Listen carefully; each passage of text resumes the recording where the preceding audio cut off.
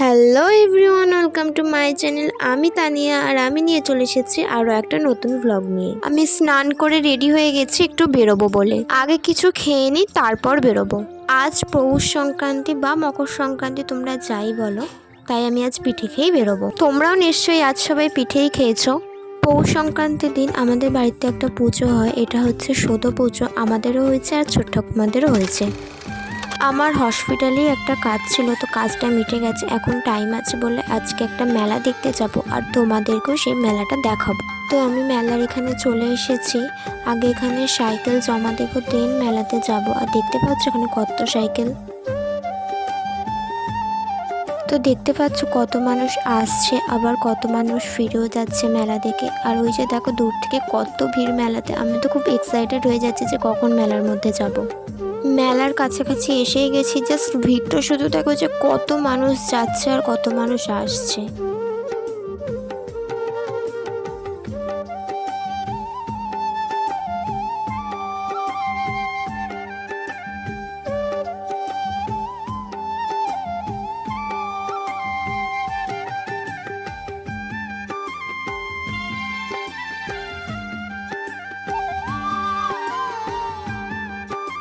তো এই যে এখানে গঙ্গা মায়ের পুজো হয়। আগে গঙ্গা মাকে দেখবো, দিন মেলাতে যাব। চলো তোমাদেরকেও দেখাই যে ঠাকুরটা কীরকম।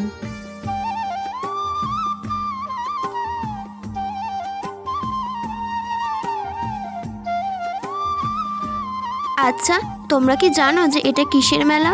আসলে এই মেলাটা আলুর দমের জন্য বিখ্যাত। এখানে মানুষজন আলুর দম মুড়ি খেতেই আসে।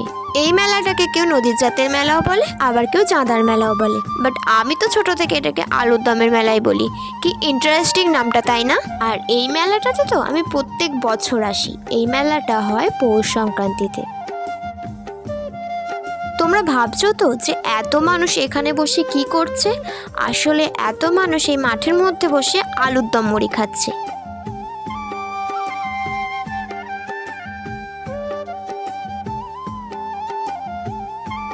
এত মানুষ খাচ্ছে, তাহলে আমি কেন বাদ যাই? আমিও এখানে নিয়ে নিয়েছি মুড়ি, আলুর দম, তেলে ভাজা আর জিলিপি।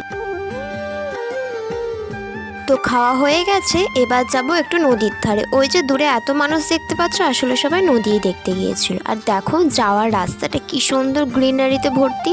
অ্যাকচুয়ালি গ্রামে থাকার এটাই সুবিধা। তো আমি নদীর কাছে চলে এসেছি। ওই যে দেখো দূরে সবাই ব্রিজ দিয়ে নদী পার হচ্ছে। এটা আসলে দামোদর নদ। এখন অতটাও জল নেই।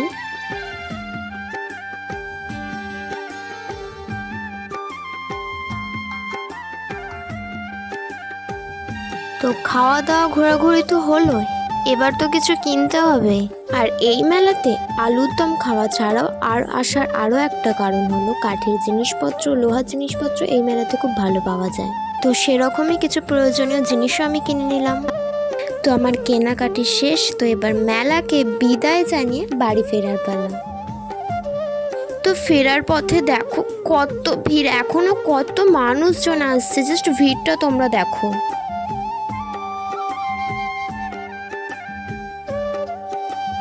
ফেরার পথে এখানে দেখলাম একটা জিলিপির দোকান। মেলাতে এসেছি আর জিলিপি কিনবো না, তাও আবার গুড়ের জিলিপি। তাই বাপিকে বললাম যে কিছু জিলিপি কিনে নেওয়ার জন্য। আর তারপর চলে গিয়েছিলাম সাইকেল জমার ওখানে সাইকেল নেওয়ার জন্য। আর এখানে একটা খুব সুন্দর মন্দিরও আছে, তোমাদেরকে আগে দেখাতে ভুলে গিয়েছিলাম, তাই এখন দেখিয়ে দিলাম। দেখো আমার তো জাস্ট ওয়াও লেগেছে মন্দিরটা। আর এই যে এখানে কত বাইক, কত সাইকেল, জাস্ট দেখো। বাড়ি ফিরেই আমাদের বাড়ির পাশে ঠাকুরতলাটায় দেখলাম দুটো খুব সুন্দর ঘোড়া দিয়ে কেউ পুজো দিয়েছে। আমার ওই ঘোড়াগুলো খুব পছন্দ হয়েছে, তাই বাউনচেটুকে জিজ্ঞাসা করে এই ঘোড়াগুলো আমি নিয়ে নিয়েছি। তারপর আমাদের বাড়িতে সকালে যে সদ পুজোটা হয়েছিল, সেটাই বাড়ির সবাই মিলে বিসর্জন করতে যাচ্ছি।